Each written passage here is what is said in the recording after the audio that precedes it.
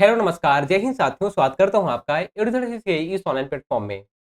दोस्तों जैसे कि आपको पता है कि छत्तीसगढ़ सब इंस्पेक्टर एग्ज़ाम के लिए अब टोटल 50 दिन का लगभग समय बचा हुआ है। ये 50 दिन में आपकी रणनीति क्या होनी चाहिए?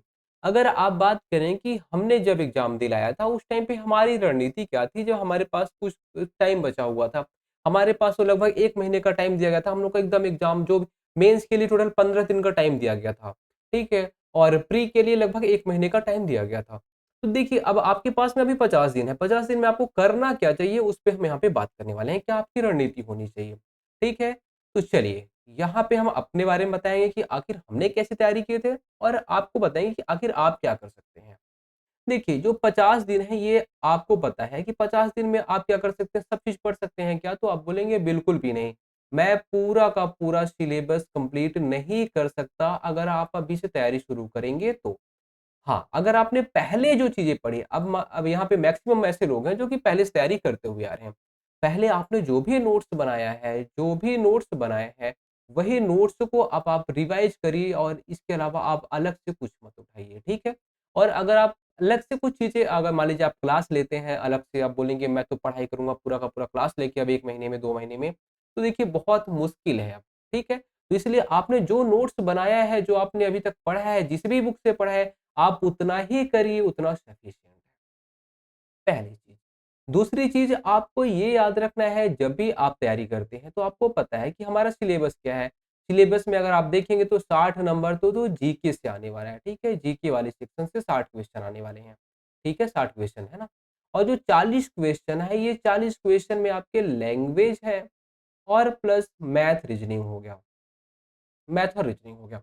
देखिए, हमारे साथ क्या था, तो हमने देखा था कि यार ये 40 नंबर है ना, ये 40 नंबर में ही, क्योंकि हमारा जीके जो था वो उतना अच्छा नहीं था, ठीक है? तो हम ये सोचे थे कि चलो यार जीके में तो ये पीएससी वाले बाजी मार ले जाएँगे, हमें पता है कि हम उनका कॉम्पीट नहीं दे पाएँगे।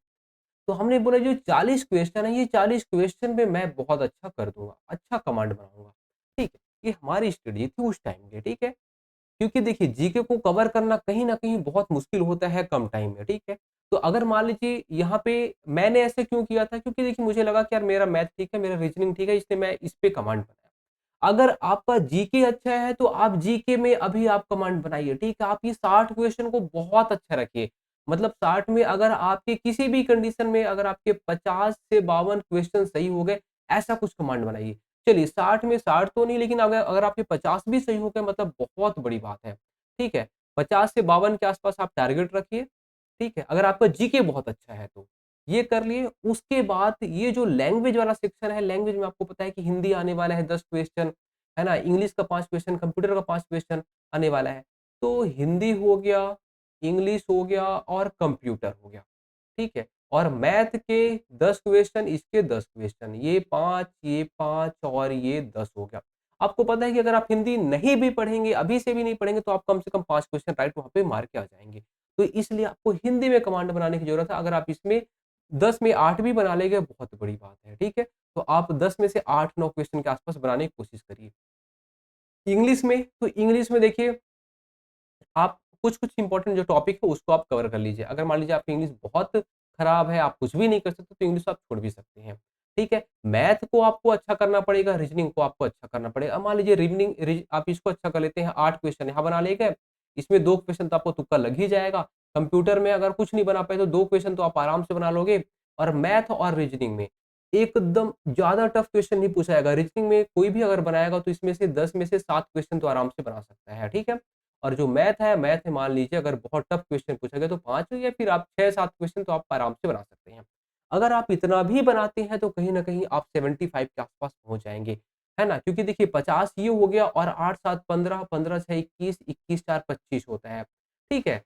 तो देखिए यहाँ पे 25 और ये हो गया 50, कितना हो गया? 75 आप पहुँच गए और आसानी से पहुँच गए, ठीक है? जब आपका ये वाला सेक्शन वीक था, ये वाला सेक्शन स्ट्रॉन्ग था तो। और मान लीजिए आपका ये वाला सेक्शन स्ट्रॉन्ग है, ये वाला सेक्शन वीक है, तो क्या करेंगे? आप जस्ट यहाँ पे 20 में आप ये कोशिश करिए मैं 18 यहाँ पे बनाऊँगा, ठीक है? और इधर हिंदी में लगभग मेरा एक आध गलत हुआ तो हुआ, इंग्लिश भी आपको अच्छा करना पड़ेगा, कंप्यूटर भी आपको अच्छा करना पड़ेगा। मतलब यहाँ पे आपको 35 का टारगेट यहाँ पे रखना पड़ेगा, ठीक है? इसमें भी अगर आप देखेंगे तो ये होता है, एक होता है इंडियन जीके का और एक होता है छत्तीसगढ़ जीके। छत्तीसगढ़ जीके के 25 क्वेश्चन। तो आपको ये पता है कि मेरा इंडियन जीके वीक है कि छत्तीसगढ़ जीके वीक है। छत्तीसगढ़ जीके लगभग सबका सेम रहता है। ठीक है? सबका अच्छा रहता है। तो आप ज़्यादा कुछ नहीं कर सकते तो छत्तीसगढ़ जीके को बहुत अच्छा कर लीजिए। इसको अगर आप अच्छा कर लेते हैं तो कहीं न कहीं आप 25 में से 20 क्वेश्चन तो आप यहाँ से लगा सकते हैं। ठीक है? आपके हो गए 50 कितने हो गए? 50 क्वेश्चन हो गए यहाँ पे सॉरी 55 क्वेश्चन हो गए, ठीक है? यहाँ पे आपके 55 क्वेश्चन हो गए। अब आपको ज़्यादा नहीं टोटल 20 क्वेश्चन और आपको बनाना है। तो ये जो आपके जो 35 क्वेश्चन बने हैं, 35 क्वेश्चन में आप आराम से 20 क्वेश्चन बना सकते हैं। तो ये एक रणनीति था जिसमें आप तैयारी कर सकते हैं। दूसरी चीज़ हम और आपको बताते हैं। आपको अभी क्या करना चाहिए? अगर मान लीजिए अब आप बोलेंगे यार ये भी आप जो बताई वो तो बोलने में आसान लगता है लेकिन करने में बहुत मुश्किल है। करें तो करें क्या?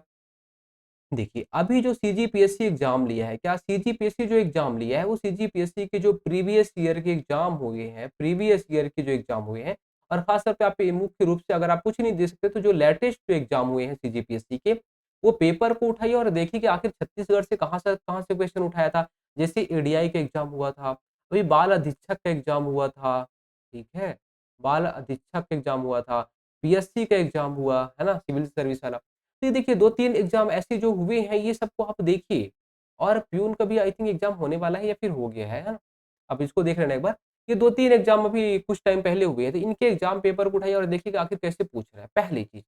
दूसरा आप सिलेबस रखिए, क्या सिलेबस रखिए और सिलेबस में आप ये देखिए कि जो-जो स्पेशली वो मेंशन किया है, ठीक है? उसको पढ़िए, ठीक है? आप सब चीज़ तो नहीं पढ़ सकते, छत्तीसगढ़ उठाया पूरा का पूरा छत्तीसगढ़, पूरा रट्टा मारिए, नहीं पढ़ सकते, है ना? टाइम ही नहीं है। इंडियन जीके पूरा उठाया रट्टा मारे, नहीं पढ़ सकते इतना टाइम टाइम ही नहीं है हमारे पास, ठीक है? पूरा मैथ्स नहीं पढ़ सकते, पूरा हिंदी नहीं पढ़ सकते, इसलिए आपको सिलेबस उठाना पड़ेगा और सिलेबस में जो इम्पोर्टेंट आपको लग रहा है कि अच्छा यहाँ-यहाँ से क्वेश्चन पूछ रहा है और इम्पोर्टेंट आपको पता कैसे चलेगा? इम्पोर्टेंट आपको यहाँ से पता चलेगा। यहाँ से देखिए, फिर आप सिलेबस में जाइए, यहाँ से क्वेश्चन पूछ रहा है, फिर वही आपको पढ़ना है और अलग से कुछ भी नहीं करना है, ठीक है? वही आपको पढ़ना है, अगर आप इतना पढ़ लेते हैं, आपको 100 में ज़्यादा नहीं, 100 में अगर आपके 75 क्वेश्चन बन गए, तो आपका आराम से प्री निकल जाएगा, ठीक है?